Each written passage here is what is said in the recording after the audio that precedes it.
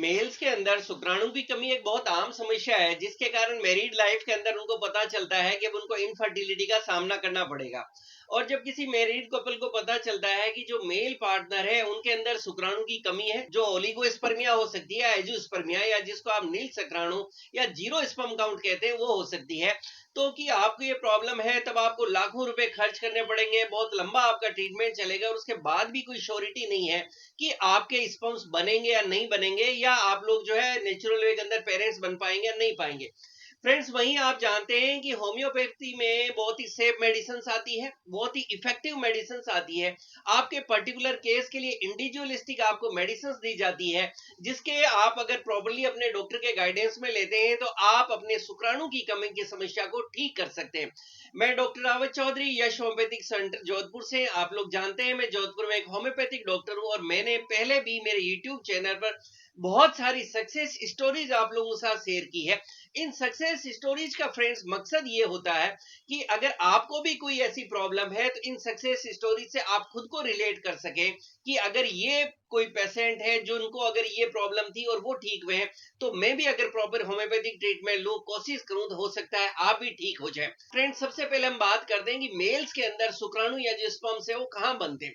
आप जानते हैं मेल्स के अंदर स्क्रोटम होता है, उसके अंदर 2 टेस्टिस होते हैं, और इन्हीं टेस्टिस के अंदर मेल्स के अंदर उनके स्पर्म्स यानी शुक्राणु बनते हैं, और वहीं पर उनका जो मेल सेक्स हार्मोन होता है जिसको टेस्टोस्टेरोन कहा जाता है, वो भी बनता है। मेल्स के अंदर स्पर्म काउंट की कमी को 2 पार्ट में डिवाइड किया गया है। एक तो है ओलिगोस्पर्मिया। ओलिगोस्पर्मिया वो कंडीशन होती है जब किसी मेल का जो सीमन यानी जब उसके वीर्य की जांच कराई जाती है तो उसके अंदर पता चलता है कि उनको स्पर्म्स यानी शुक्राणु बन तो रहे हैं, पर कम क्वांटिटी में बन रहे हैं। जितना एक हेल्दी मेल के अंदर होना चाहिए उससे कम क्वांटिटी में बन रहा है, जिसके कारण उनकी जो फीमेल पार्टनर है मैरिड लाइफ में साथ रहते हुए भी कंसीव नहीं कर पा रही।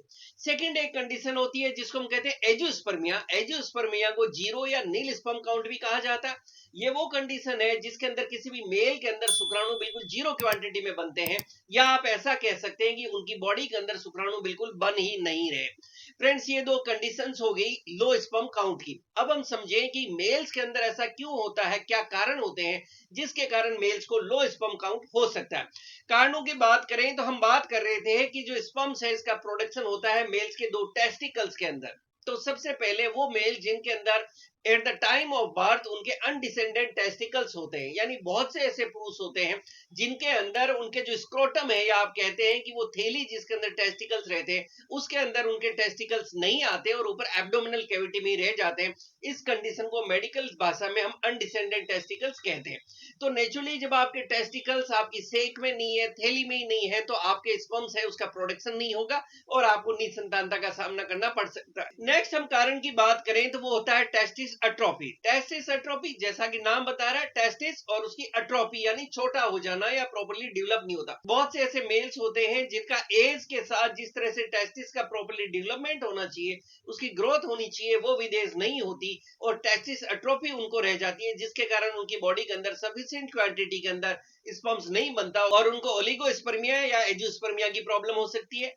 नेक्स्ट हम एक बहुत ही कॉमन कंडीशन बात करें तो वो है वेरिकोसील। वेरिकोसील एक कंडीशन होती है जिसके अंदर मेल्स के अंदर जो उनके टेस्टिकल्स में वेन्स होती है जो ब्लड की सप्लाई देखती है, उन वेन्स के अंदर ब्लड धीरे धीरे इकट्ठा होने लगता है और वहां पे कुछ नसों का गुच्छा सा बन जाता है। इस कंडीशन को वेरिकोसील कहा जाता है और वेरिकोसील के कारण भी आपको ओलिगोस्पर्मिया या एजियोस्पर्मिया का सामना करना पड़ सकता है। वेरिकोसील के ऊपर हमने बहुत सारी सक्सेस स्टोरी शेयर की है कि किस तरह से होम्योपैथी से आप बिना सर्जरी वेरिकोसील को ठीक कर सकते हैं।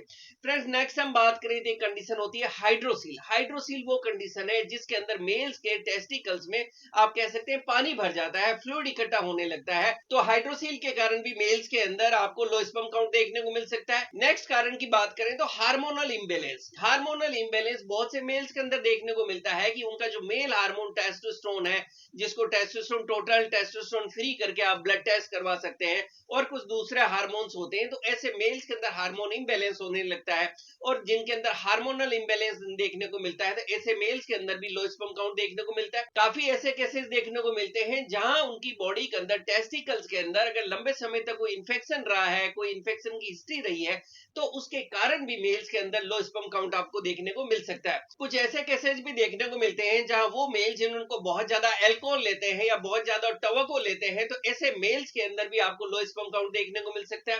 काफी ऐसे केसेस देखने को मिलते हैं जहां मेल्स को अगर लंबे समय तक कोई तरह के स्टेरॉइड्स लेने पड़े हैं या कई तरह की कैंसर के ट्रीटमेंट्स पे रहे हैं, तो ऐसे मेल्स के अंदर भी आपको लो स्पर्म काउंट देखने को मिलता है। इसी तरह से कुछ मेल्स ऐसे होते हैं जिनका वर्क प्लेस ऐसा होता है कि उनको एक्स्ट्रा हीट या हाई टेम्परेचर में काम करना पड़ता है, जैसे बहुत से लोग हलवाई का काम करते हैं। इसी तरह से वो लोग जिनका कोई तरह के रेडिएशन से एक्सपोजर है, तो ऐसे लोगों के अंदर भी आपको लो स्पर्म काउंट देखने को मिल सकता है। कुछ दूसरे कारण हो सकते हैं, जैसे आपके कोई तरह की टेस्टिकल्स पे इंजरी हुई है या कोई सर्जरी हुई है, तो उसके बाद में भी बहुत सी बार आपको लो स्पर्म काउंट देखने को मिल सकता है। ये कुछ कॉमन कारण थे जो हमने डिस्कस किए। इसके अलावा भी कुछ इंडिविजुअल दूसरा कारण हो सकता है जिसके कारण किसी मेल्स के अंदर लो स्पर्म काउंट हो। अब हम बात करें कि इसका पता कैसा लगा जाए। देखिए, बहुत सिंपल सा टेस्ट होता है कि आपको सीमन यानी आपके वीर्य की जांच करानी होती है, और इसके लिए एडवाइजेबल है कि कम से कम 4 to 5 डेज का आपका फिजिकल रिलेशंस का एक गैप हो, या और भी किसी फॉर्म में मैस्टरबेशन या कोई दूसरी तरह से आपको नाइटफॉल यानी स्वप्न दोष वगैरह नहीं हुआ हो,